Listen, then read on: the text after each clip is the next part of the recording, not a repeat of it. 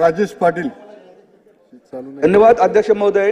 महाराष्ट्रामध्ये आदिवासी विभागामार्फत अनेक आश्रमशाळा अनुदानित आणि आश्रमशाळा सुरू आहेत, अनेक वसतिगृह सुरू आहेत.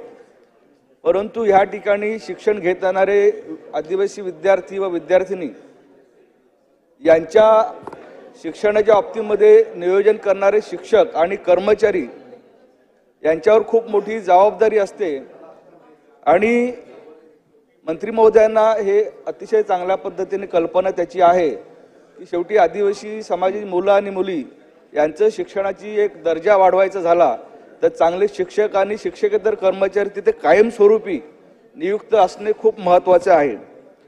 मंत्री महोदयांनी अतिशय स्पष्टपणे इथे सांगितलेलं आहे की नव्यानेच आपण JNM तिथे पद नियुक्त करणार आहोत, शिक्षकांची भरती प्रक्रिया आपण राबवणार आहेत. परंतु त्याच्या पलीकडे मला एक त्यांच्या लक्षात आणून द्यायचं आहे की जो कर्मचारी ते काम करतो रोजंदारीवर त्याच्या बाबतीमध्ये अजून कुठलाही शासन निर्णय घेताना दिसत नाही. अनेक कर्मचारी आहेत ते रोजंदारीवर काम करतात आणि गेले 5 वर्ष 6 वर्ष असं त्या पद्धतीने करतात आणि खास करून ही आदिवासी समाजाचीच मुलं जास्त मोठ्या प्रमाणामध्ये आहेत. तर माझं मंत्री महोदयांना प्रश्न आहे की जे काही रोजंदारीवर काम करणारे जे कर्मचारी आहेत यांना तात्काळ तुम्ही परमनंट करणार का? प्रश्न क्रमांक 1. दुसरं असं की आजची जर जागरूकता बघितली तर आदिवासी समाजामध्ये मुलींच्या शिक्षण घेण्याचं प्रमाण वाढलेलं आहे, परंतु त्या अनुषंगाने प्रवेश क्षमता ही अतिशय कमी आहे. ज्या ठिकाणी 10वी पर्यंत शाळा आहे ते 11वीचे वर्ग तात्काळ सुरू करणं आवश्यक आहे. माझ्या मतदारसंघातील खुटल इथे आश्रमशाळा आहे थोडक्यात पालघरमध्ये, तर तिथे 10वी पर्यंत शाळा आहे, परंतु तिथे 11वीचे वर्ग सुरू करण्याच्या बाबतीमध्ये गेले 2 वर्षापर्यंत सातत्याने मी तिथे मागणी करतो. मंत्री महोदयांना माझी विनंती आहे की तिथे तात्काळ 11वीचा वर्ग या वर्षी सुरू करावं जेणेकरून तिथल्या आदिवासी मुलींना चांगलं शिक्षणाचं एक 11-12चा वर्ग सुरू करता येतील. आणि एक अतिशय महत्त्वाचा विषय सांगतो की मुंबई आणि वसई पालघर या ठिकाणी शैक्षणिक संस्था खूप चांगल्या आहेत आणि वसईमध्ये मुलींचं आणि मुलांचं वसतिगृह पालघर तो थोडक्यातच अतिशय महत्त्वाचं आहे. ते संपूर्ण महाराष्ट्रातली मुलं तिथे वसतिगृहामध्ये शिक्षण घेण्यासाठी येतात कारण ऑनलाईन प्रक्रिया आहे.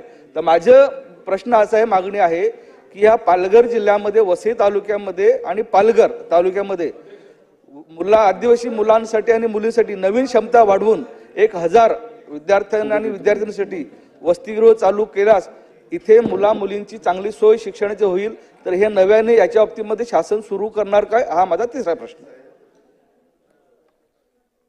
सन्माननीय अध्यक्ष महोदय, सन्माननीय राजेश पाटीलजींनी जो प्रश्न विचारला त्याच्यामध्ये प्रामुख्यानं त्यांनी जर त्या ठिकाणी जागा उपलब्ध करून दिल्या तर त्या ठिकाणी निश्चितपणानं हॉस्टेल्स आपल्याला सुरू करता येतील.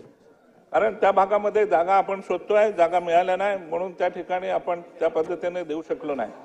दुसरं आपण सांगितलं की मोठ्या प्रमाणामध्ये मुलं 10वी पास झाले, 11वीचं मी सन्माननीय सदस्यांच्या प्रश्नाला उत्तर देताना सांगितलं आहे की आपण शासकीय आश्रमशाळा आणि अनुदानित आश्रमशाळा ज्या आश्रमशाळांमध्ये कमीत कमी 30 पोरं आहेत त्या ठिकाणी आपण हे तुकडी वाढ देण्याचा आपण प्रयत्न करतोय.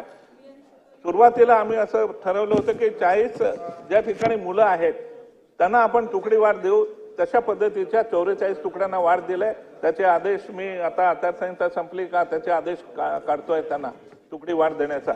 आणि त्याचबरोबर तिसरा प्रश्न आपण जे म्हटलात की मुलं हे रोजंदारीवर जी मुलं आहेत ते मोठ्या प्रमाणामध्ये न्यायालयात गेली होती आणि माननीय न्यायालयाने काही आदेश दिले की ज्यांना 10 वर्ष झाले त्यांना आपण त्यांना रेग्युलराइज करा, नियमित करा. त्या पद्धतीचं आपण ते नियमित केलेले आहे. आणि बाकीचे जे उर्वरित आहे त्यांच्या बाबतीमध्ये सुद्धा शासन विचार करत आहे.